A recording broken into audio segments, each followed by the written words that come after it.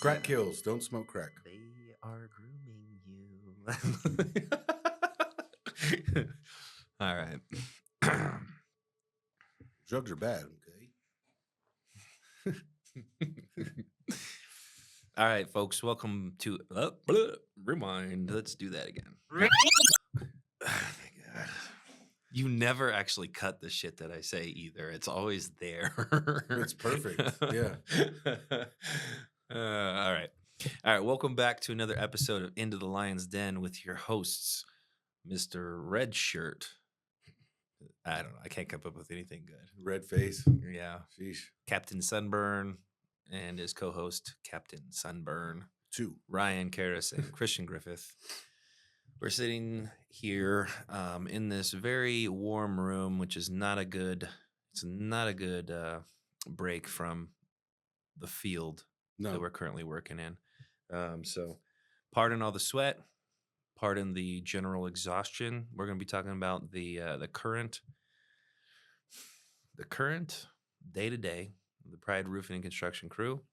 The chaos that ensues when the storms happen, the double-edged sword that is when your business picks up by 4 to 5 times instantaneously. And we're going to talk about getting through that. So, yeah. So Captain Sunburn number 1. Right. So I tallied up my phone calls since Wednesday morning to today. I'm at 794. Ooh. Yeah.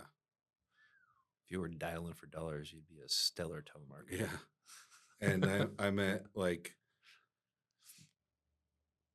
got to be over 500 AccuLinks notifications. Yep. But if you look at my notification bar, it's at 3. Oh boy. So it's holding the best practices. I have a severe OCD with that number at the top, the bubble number. It drives me crazy. So, but yeah, I mean the current state of overwhelm and chaos mitigation and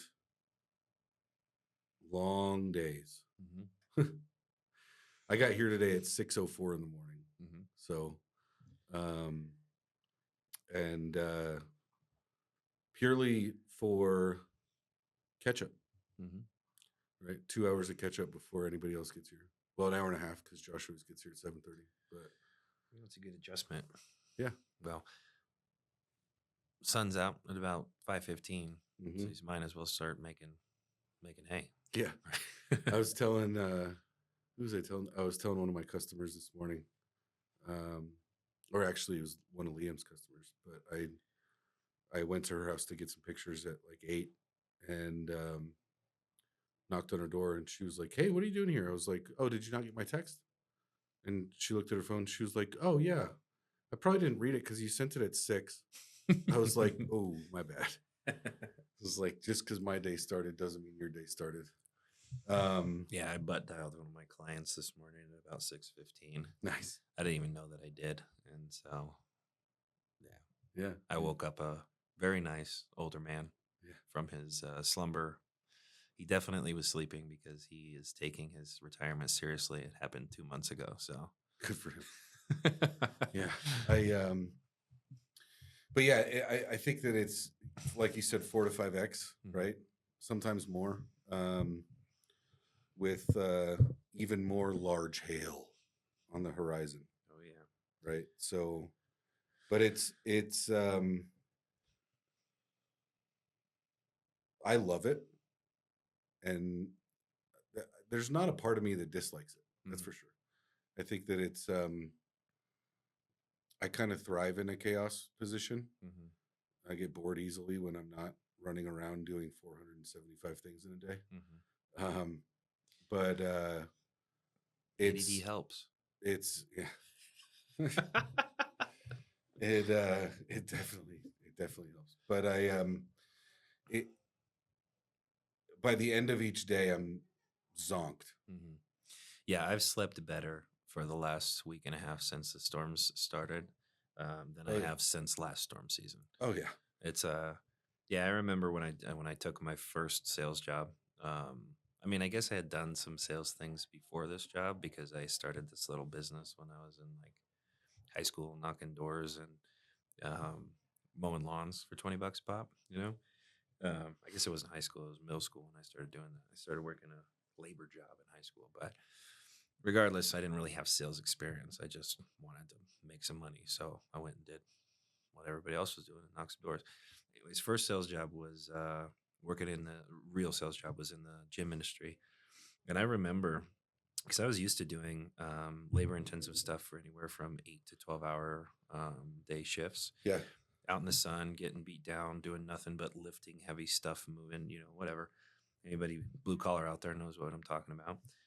And the first day, after the very first day of doing business to business sales for an entire day, probably, I think we did a 10-hour shift. I fell asleep at the dinner table eating dinner with my girlfriend at the time's parents. Was it the first time you were at dinner with them? No, Oh, that's no. good. I was very comfortable with it. That's but good. the same time, I mean, you're sitting up straight at dinner, falling asleep. And I remember not really understanding that particular type of mental fatigue ever in my life, Oh, yeah. regardless of what schooling I've done and how much studying I've ever done. But it strains your brain. I fell asleep sitting upright 2 nights ago Yeah. watching TV in my living room. Mhm. I was sitting on my couch and I could feel it. And I was just like, kind of dropped my head down and fell asleep. I don't know for how long. I just woke up with a pipe cleaner getting put in my nose by my daughter. You ever So, heard of revenge insomnia? uh-uh. I think that's the term. I might be saying this wrong, but it's revenge insomnia. I do this a lot where I know I should be sleeping, but because I haven't dedicated even a single second to like myself throughout the entire day, going from working all day, providing for the business, whatever, doing my things, and then tagging into my second job at home, you know, running around with three chaotic little terrorists, and finally getting them to bed and whatever. And then I'll be like, I deserve to watch TV or I deserve to do something mindless, whatever it is. And you'll stay up way too late, and the entire next day you hate yourself the whole Screwed. time. But then you get to the couch after you do it all again, and you're like, I deserve to watch TV. And so, yeah, I think it's called revenge insomnia or I've something earned like this. that. Yeah. Yeah. I think that I've definitely fallen asleep at like 8:39 the last week. I wish I could. Yeah. The children have adapted very quickly to their post-school schedule. Oh, dude, I'm rigid with Kendall. Yeah. Unfortunately, the unified front where I want them to go to bed earlier is not. It's not unified. Yeah. it's it's 8:30. She's very sleep dependent, right? So like if she doesn't get enough sleep, I pay for it the next day. Mhm. So yeah.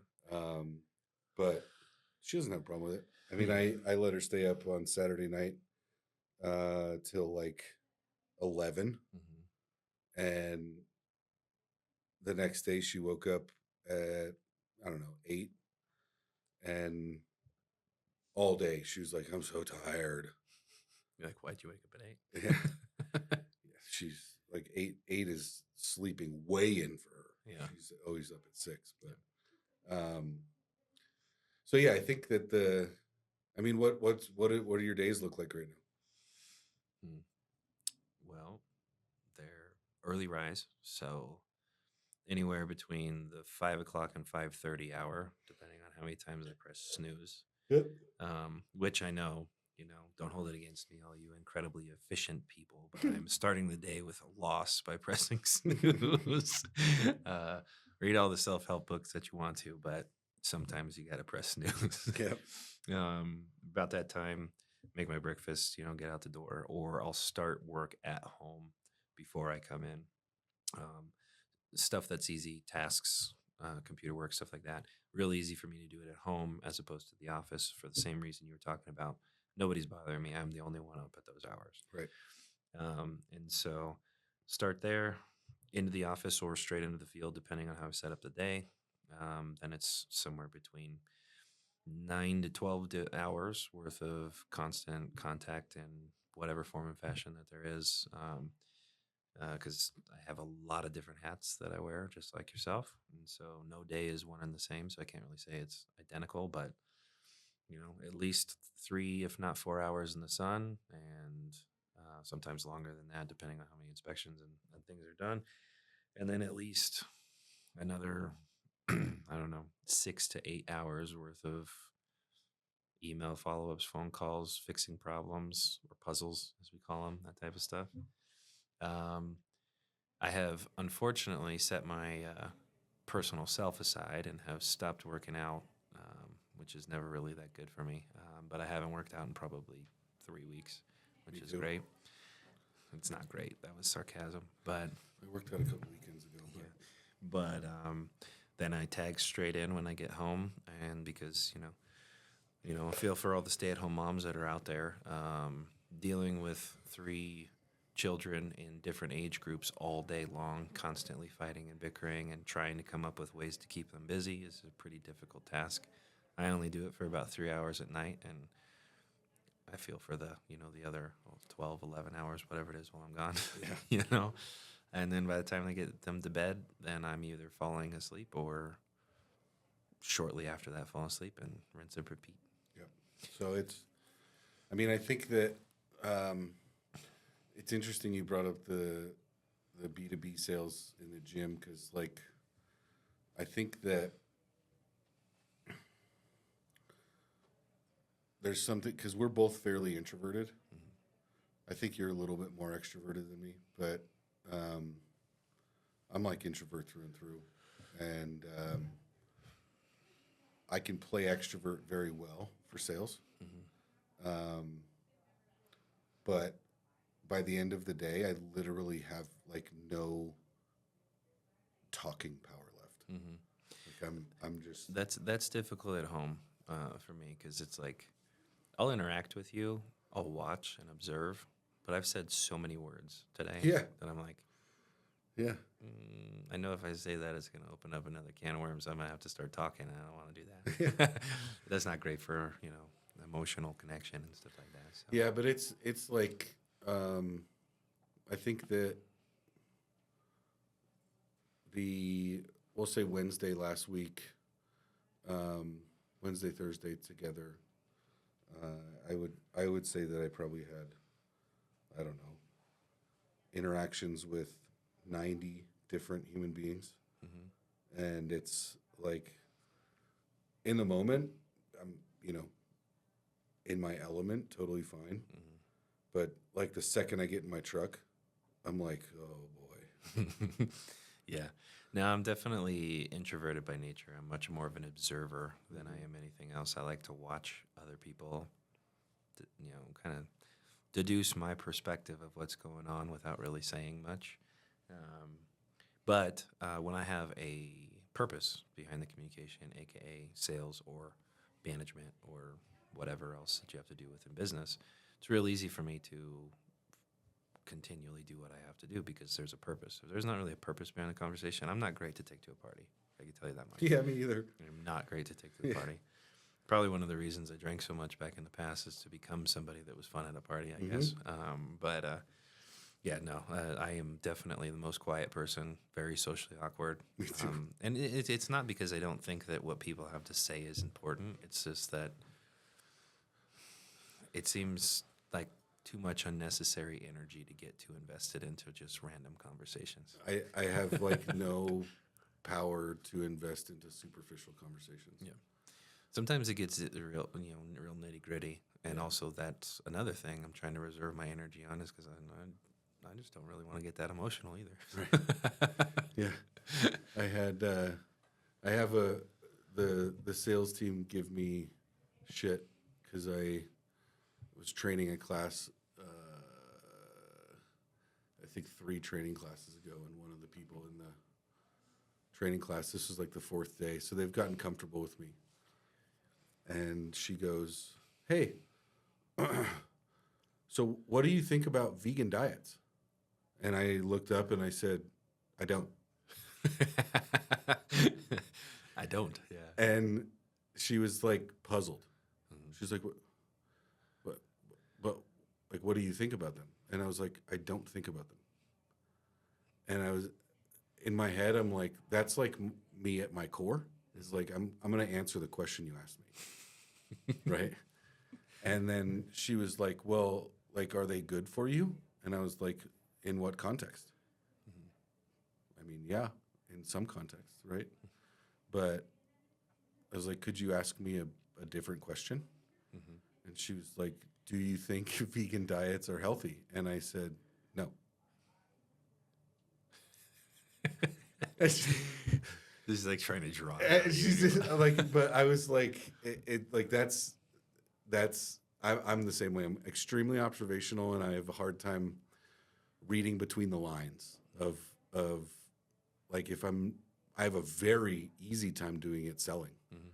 but if there's not the purpose of like this is my job, this Mhm. is my task at hand. Mhm. If I'm just talking to you, it's like Yeah.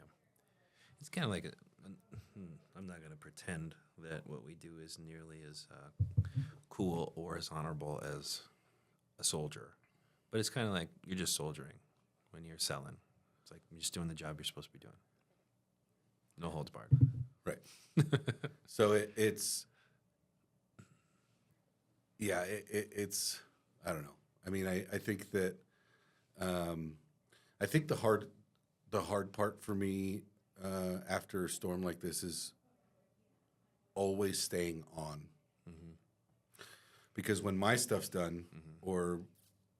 or the inverse, when everybody else's stuff's done, then I work on my stuff. Mhm. Yeah. Well, and I think that one of the things that's the most, it always happens every time there's, because each sales field, regardless of you're in the roofing industry, every sales field has like a peak season. There's always like a area where you can predict that it's going to turn up for a little while and then it's going to turn back down. Gym World, January 1st. Yep. And then again on August 1st. Yep. End of summer. Yep. Yep.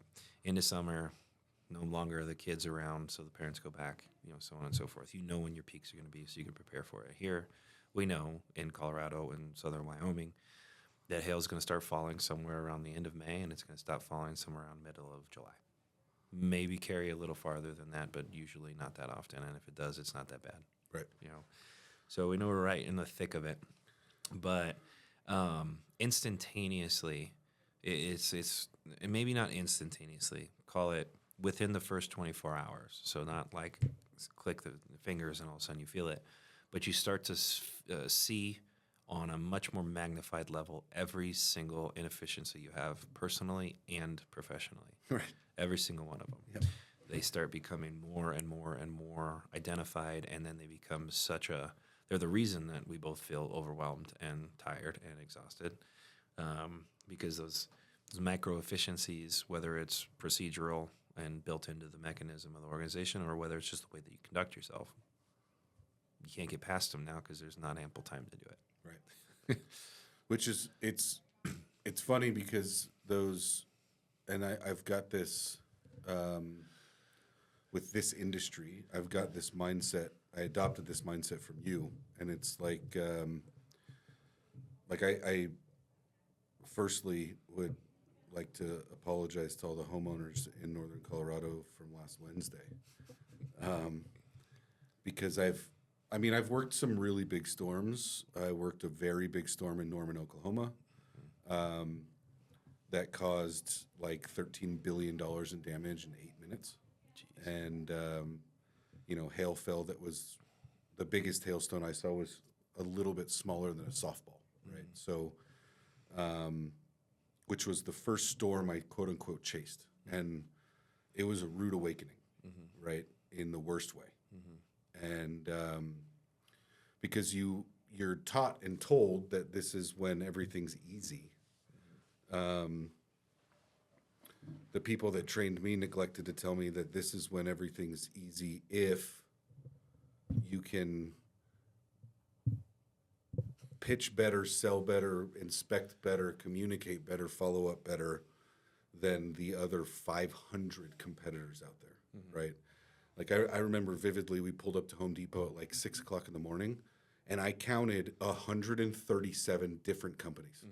And I was like, what is going on here? Yeah. I was like, it was like nothing I'd ever experienced before, right? So I was like, first I had no idea how to like handle that level of competition because I mean, I've sold before, I've sold very well in multiple industries, but not with just cutthroat direct, like I'll do anything to get this deal from you type of competition, right? And I remember, I think I inspected like 27 roofs in 2 days.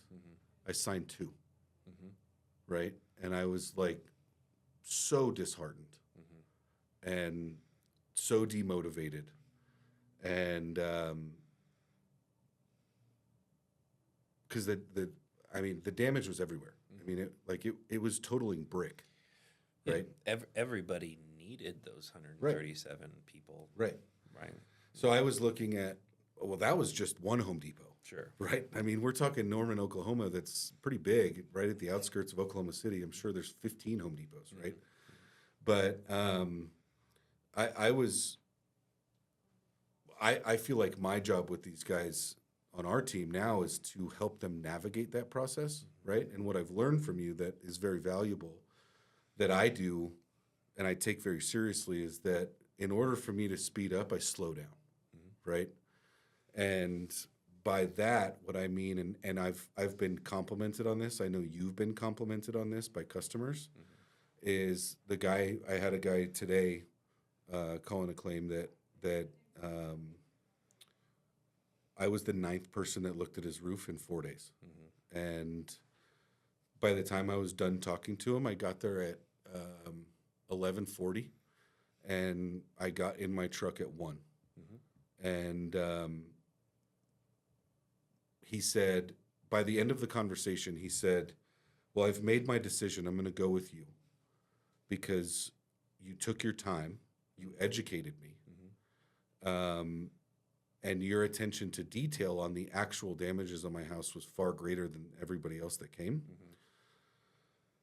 And you explained the insurance process to me. You explained specifically State Farm's process and parameters to me. And outside of our, conversations about how he used to be a contractor in Arizona and he built pools. And then we talked about fly fishing for a little while, but that's, kind of sales 101 icebreakers, right? But he said, your attention to detail showed me that you care, right? And I was like, well, I do care, and I want to build a business based on referrals, not repeat business, right? And it's funny because he was like, what shingles do you guys use? And I told him the brand of shingles we use, and he was like, everybody is telling me that you should avoid anything except for OC. And I was like, really? Do you want me to tell you why they're saying that? Right. And I was like, let's just bring up a couple of these shingle reports and I'll just read them to you. I'll show them to you on my phone and you can see why we use what we use and why we don't use that one, right? And he was like, well, why would everybody want to sell this? And I was like, money, bud. Rebates, right? Huge rebates. monsters. Right. So it's like, of course they want to push that, right? Because it increases their bottom line. I want you to increase my bottom line by telling your neighbors about me, right?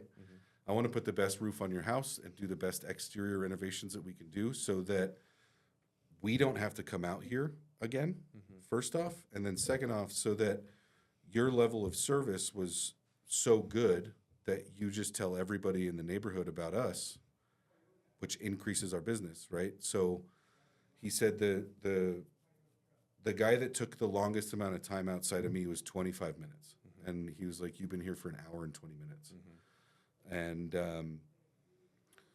I mean, the competitive side of me, like I look down the street and I see, 6 different yard signs from 4 different companies. And, I'm like, there's a sense of me that the competitive side that's like, oh, they got to him before me. Or, maybe I could go talk to them and change their experience, right?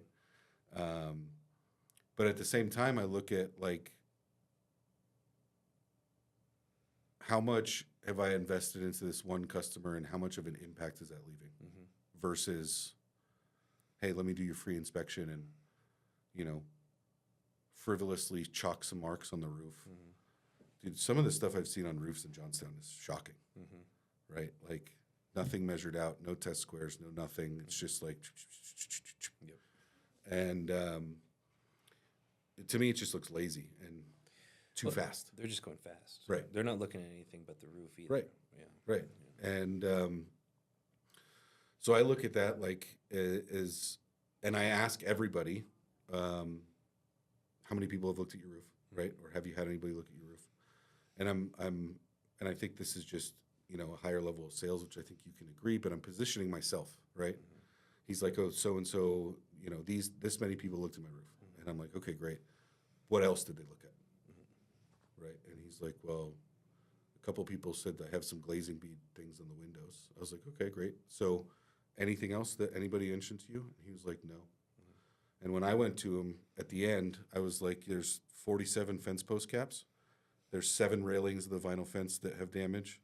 Your grill is damaged. Your fireplace cover is damaged. Your paint is damaged. Your gutters and downspouts are damaged. The glazing bead is on 9 windows, actually, not 3. The posts on your back porch have paint damage to them. And your garage doors have damage. And he was like, wow. And I was like, well, I mean, you pay your premiums. You may as well use it. Yeah. Well, you open a claim, why would you not rectify all of your loss? Right. Why would you just be swayed by the person who wants to get the biggest payment, which is the roof? The roof is the most expensive one generally in all of the, and hail and wind claims is the most expensive piece, so they're going to shoot at it and they're going to go fast and so on and so forth. Yeah. Now I see the same thing, and every time that I'm on, actually I had this conversation with the sales team yesterday. I think it was yesterday. Maybe it was the day before. I can't remember. But I mentioned to them, I said, first off, the majority of you guys are not utilizing your calendar properly. Whether it's there's nothing in there and you're so busy. You're busy doing what? Is it calculated? Is it efficient? Is it organized? I doubt it because you don't have it written down, right? And secondarily, those of you that do have it in your calendar have it in a time slot of 30 minutes. Right. How are you supposed to inspect an entire property, build and develop a relationship with a client enough that they're willing to trust you as their contractor, and give them the education to make it through this claims process without any hiccups, and then take all that information and upload it and send a report in 30 minutes? Right. I can't do that. Right. I've done this for a long time. I can't do that. Right. It's like my time slots are an hour and a half to 2 hours long. Right. And if I'm willing to spend an hour and a half with a client, 30 minutes filling out paperwork and doing the other stuff, but my close ratio currently in the areas that I've been is 100%. Right. I'm okay with slowing down, right? Because I'm not going to inspect 27 roofs and waste my time to sell 2. I'm going to inspect 8 roofs and sell all of them. Right. Right. Right. So I guess picking up on the slowing down to speed up, or as the special forces call it, slow is smooth, smooth is fast, right? There's a lot of reasons why. So maybe we should transition into more of the public service announcement for the local community that actually may or may not tune into this, or the shorts that you pull out of it and stuff like that. But public service announcement. What's the purpose of having an insurance policy on your home, Ryan? It's to use it when you have events that cause damage to your home that are unexpected, more or less. So to put it in the words of Chris Rock from Down to Earth, in case shit. In case shit happens, Right. you have some support. Right. Right. So hail doesn't just fall in one spot. Right. It falls everywhere. It picks and chooses. There's sometimes where a house is completely missed. There's sometimes where a house is completely destroyed. Take Greenfield, Iowa, for instance. My mother and grandmother's hometown, tornado just tore diagonally directly through the town. Right. Tore down my cousin's automotive shop. It tore down 2 of my second cousin's houses, missed my grandma's farmhouse, and missed all of the other houses of the rest of my family. It picked and chose who it was going to affect, right? So when shit happened, they contacted their insurance. So this is a registered catastrophe zip code, right? Yep. Johnstown, East Greeley, down in Denver, even bigger hail. You had a tear through Thornton, through Stapleton, through North Glen, through Aurora, through Central Park, right? All of these areas were sitting around the day that it happened, la-di-da-di-da, everything is cool. And then all of a sudden, something happened outside of their control, and it broke all of their shit. Right? An act of God. An act of God. So the purpose is, in case something happens, we're here to support you. Now, obviously, there's a lot of greedy people in the world who find this as a money grab. We've talked about this in other episodes. We've talked about it continually about how, if you look people up on, the Secretary of State website, probably 20% of those people that are out there knocking doors right now probably pulled an LLC out on, what was it? What was Wednesday? May 28th? May 28th, their LLC started because all of a sudden they saw this stuff fall, and they decided they're going to get into a new industry today, right? But anyways, the purpose of utilizing, like if a storm happens, your insurance is bound by the underwriting, right? Whatever is agreed upon when you signed your contract with your insurance, they have a responsibility to support you when something happens. Right. Our job is to become a homeowner's advocate and ensure that the policy is upheld, right? Yep. And in doing so, if we help them uphold their policy and rectify their problems, we in turn are served back by supporting our business and providing the trade and providing the solution, right? We can run a business off of these funds and so on and so forth. But if you don't slow down while you're in the field and you're trying to tackle everything that you possibly can, what happens is all these guys that, ran around littering the place with flyers, knocking doors, fighting other people, yada, yada, yada, they're going to forget everything that they've done for the last week and a half. And the people who have slowed down to do the job the right way and help you actually rectify your losses, we're going to get a lot more phone calls later down the road because of all the people that were dropped, lost, had a terrible experience, so on and so forth. If we stay consistent with it, with our methodologies, with our fundamentals, and with our principles, we're going to be just fine, regardless of if we inspect 27 in a day or we inspect 3 in a day. Because consistently, we're going to produce what is necessary to help our clients be served through the process. So it's interesting you say that about the Secretary of State thing, right? Mm-hmm. So one of the houses I was looking at today, they had a sign in their yard, a yard sign that was a company I'd really never heard of. Which up here we kind of have the usual suspects, right? So it's a small community of us up here, but when hail falls up here before down south, everybody comes from down south, mm-hmm. right? So, but I saw this company and I saw the phone number had a 719 area code, which is Springs. Yeah. And I Googled the company because the name looked like they were trying to look like a law firm. It was like last name and last name. Right? Mm-hmm. And I know what you're talking about. Yeah. I looked up the company because this homeowner specifically told me that they would waive their deductible, right? Mm-hmm. And he said, "Will you pay for my deductible?" And I said, "No, I won't. I'm not going to commit a felony to win one job. Mm-hmm. I'm not going to do that, right?" And I talked to him for 10 minutes about why. And, the things to look out for, mm-hmm. right? But I was just interested in the company afterwards. So I Googled them, found out that they originally started one company, mm-hmm. lost their license for covering deductibles, right? There's a court case for it. Mm-hmm. The brother opened up another company, mm-hmm. right? That has a 1.3 rating on the BBB, mm-hmm. and they have 46 Google reviews. On Google, 1.3 rating. No, on the BBB. I thought Google just gave stars. No, the BBB gives you. You're right. Yeah, You're yeah. right. Sorry. So, 47 reviews on Google with an average rating of 2.1, right?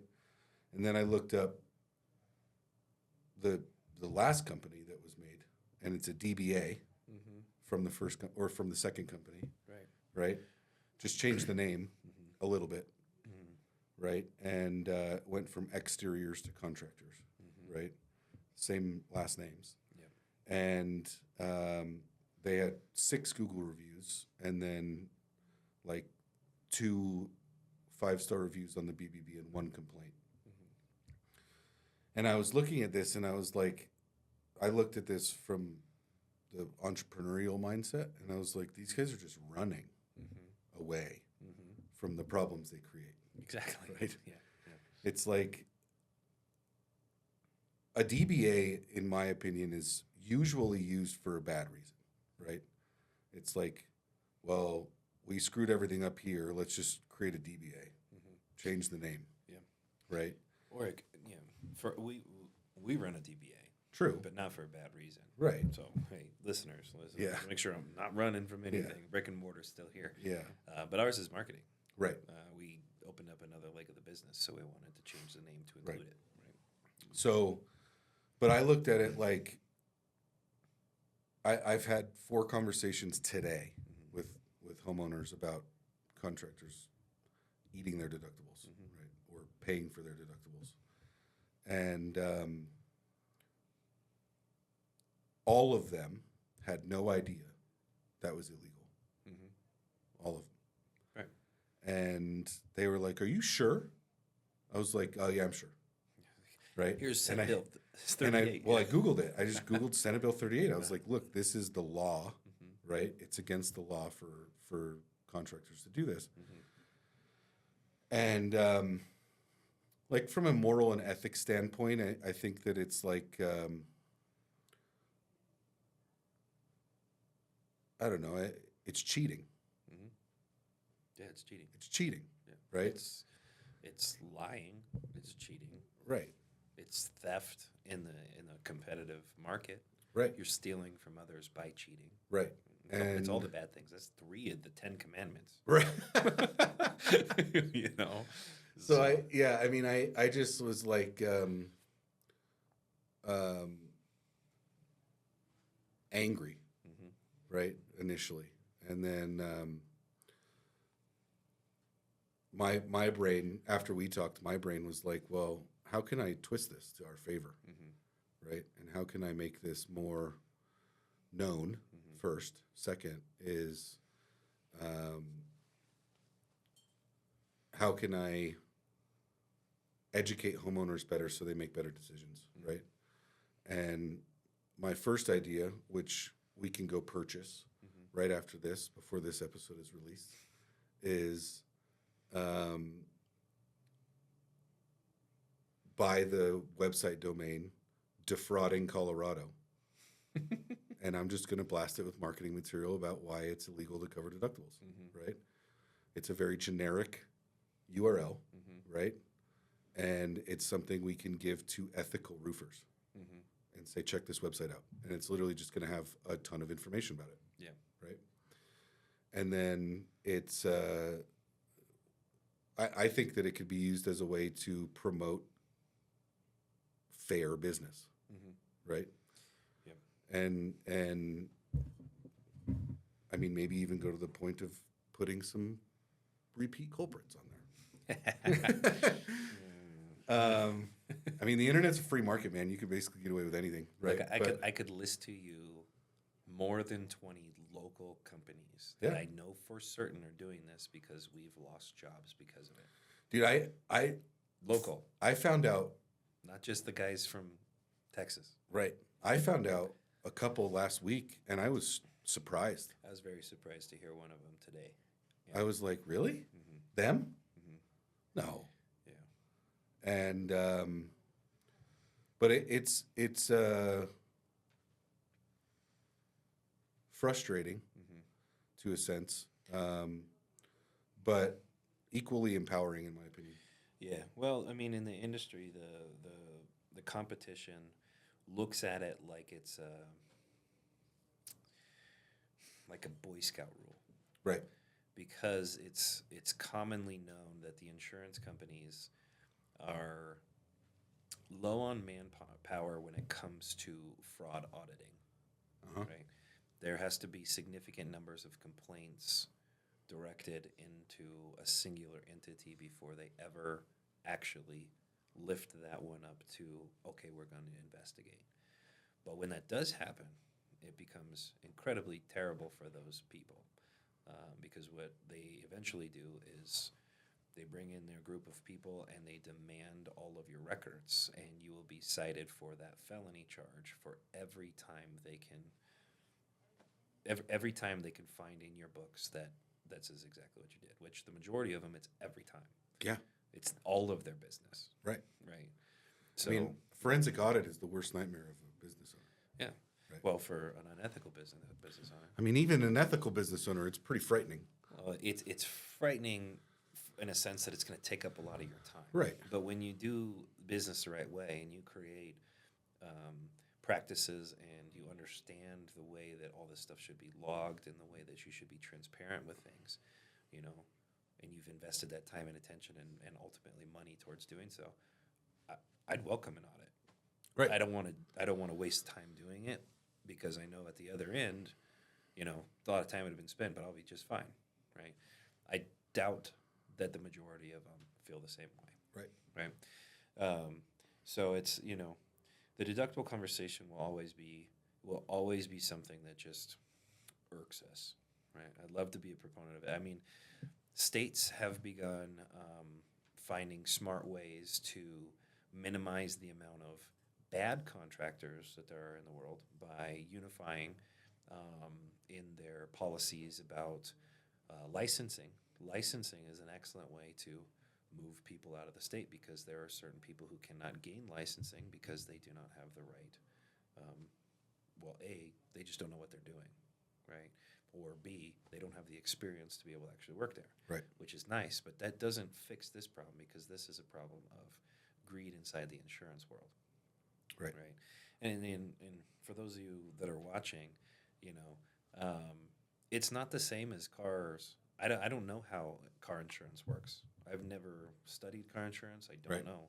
But that's what's broadcasted. It's, we'll pay your deductible.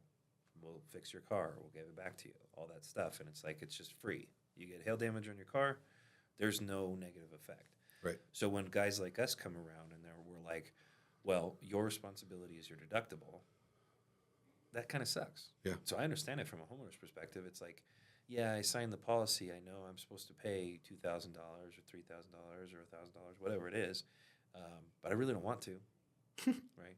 And when you got these little chumps running around saying you don't have to, Right. it's not like they're investigating because they feel like it was just it's like, oh, phew, sweet, okay, right?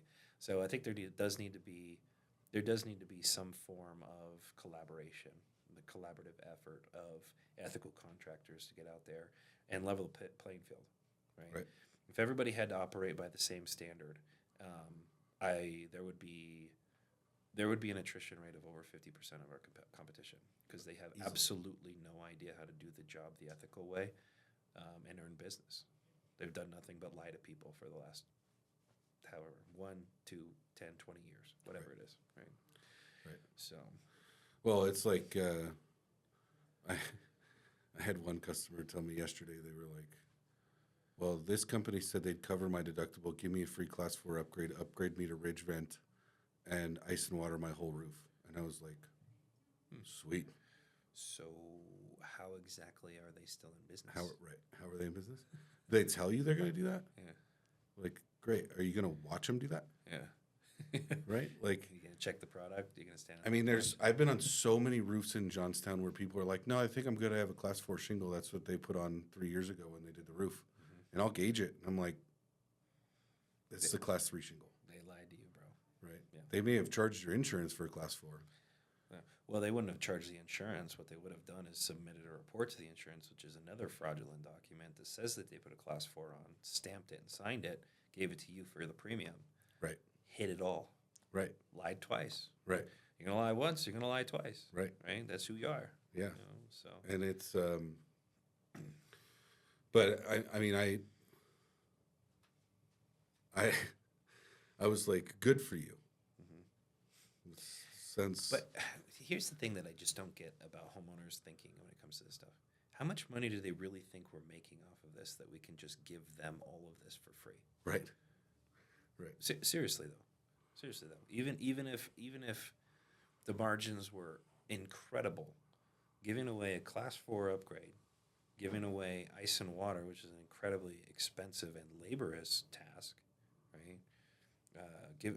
Not charging your $2,000 deductible. How much do they think we're actually making on this job? Right. So if somebody offers this for free, where in the midst of everything else are they actually making their profit? Because it seems a lot to me like they're just giving away the entire thing and just doing it for the love of doing roofing. It's like, I don't know anybody that just loves to do free work. Right. Maybe you should question it. Yeah. Like think a little bit. Yeah. As a homeowner, you should think a little bit about these things. It's like, is it too good to be true? Yeah, it's fucking too good to be true. Right. I can guarantee you it's too good to be true. Right. They're doing something else in the background that is going to pay you a negative dividend in the future. Question it. Right. So I think that the best antidote to that I've found is just educating a homeowner, right? And I'm very purposeful on not showing emotion when that comes up, and I'm more inquisitive. Like, oh, really? They said they would do that. Did they say anything else about that? Right? You know, are you aware around the rules around that, the laws that are written around that? Right? I don't. For the more junior sales staff, it really eats them up, right? But it's demoralizing. Well, but it's also a filtration system for us, right? We've lost representatives that we've hired before, 2 other roofing companies, specifically on this particular subject, right, because they didn't put their big boy pants on, learn how to be a honest, consultative salesperson. And instead, they wanted to take the route of let's make more money faster. right, So they just went and worked for somebody else who was willing to bend the rules. right. Break the rules, not really bending. This is 100% breaking. Breaking the rules. Right? Yeah. So it's unfortunate for us. We're going to stick to the same script. We're always going to be ethical. It's unapologetically ethical. And we don't just write it on the wall and we don't just put it in a marketing pamphlet. It's we are going to do this to the standards that we are supposed to do this to. Right. If the law changed, maybe we'll change to the law. But the law isn't going to change anytime soon. No. And insurance is just tightening up and tightening up and tightening up. There are states that don't have that same Senate bill, right? That's a Colorado Senate bill. There are states where that's absolutely an accepted practice, right? But in those states, there are more chaotic instances, and you'll find a whole, like in Colorado, you get less, you'll see less of the wild, wild west structure in Colorado that you were elsewhere. That is why that was built in, is to level the playing field and force people to run a certain way. But because, they think that we're Boy Scouts by following the rules, they just, kind of continue the same trend. Yeah. Yeah. Well, I mean, more hail's coming, so hopefully if y'all listen to this, I mean, I'm gonna put this up in a couple local groups. And it's I think it's good information. I think there's always going to be some homeowners that just don't care. They don't care. Well, I do have that conversation with a lot of my clients. I'll bring this part up, and I'll gauge them on, because I know that people fill out more than one person. It's rarely ever that they're just going to say yes to one person. So I always have these types of conversations to kind of gauge them and their reception on how they're going to make their decisions. And when I get I agree totally under that, I'm like, okay, this makes a lot of sense. Right. And then I'll mention to them, it sounds like we're cut from the same cloth. We're going to make the same types of decisions. I'm already liking this relationship. It seems like I want to work with you, right? Because we're still vetting out people, right? The common conversation around here is, 10% of clients are going to create 90% of your problems. Right. So learn how to qualify them. Yeah. Right? Avoid the stress. But at the same time, I'll mention the same thing. It's like you would be surprised if I went down your street. What would you guess? 40 houses on your street? Maybe a little bit less. Yeah. Right? About 40 houses on the average block. Of those 40 houses, I could guarantee that nearly 50% of them, if not more, would be totally fine with being an accomplice to a felony, which means that's a misdemeanor. They don't care. Yep. And they're totally okay with somebody committing an insurance fraud on their property, right? And we said this a million times. This is what I talked with you about. It's like, if somebody is willing to commit insurance fraud to get your business, what other things are they doing that's wrong? Simple and straightforward. Ask yourself as a client, as somebody in this position, it's like, I know that nobody wants hail damage to deal with. I know Right. that nobody planned for this and nobody wants this stress in their life, which is why you should vet out good people to do all of it for you. But when you vet those people out, understand these simple things. Are they worth their weight? Are they somebody who's going to stick around and honor the promises that they give? You know, are they going to cut corners? And that is the first corner they're going to cut. If they offer that, expect more corners cut. Mm-hmm. Point blank and period. Mm-hmm. Expect more lies. Yep. Why wouldn't they? They're only going to break one rule. Right. That's dumb as shit. Yeah. Yeah. So, Well, I think that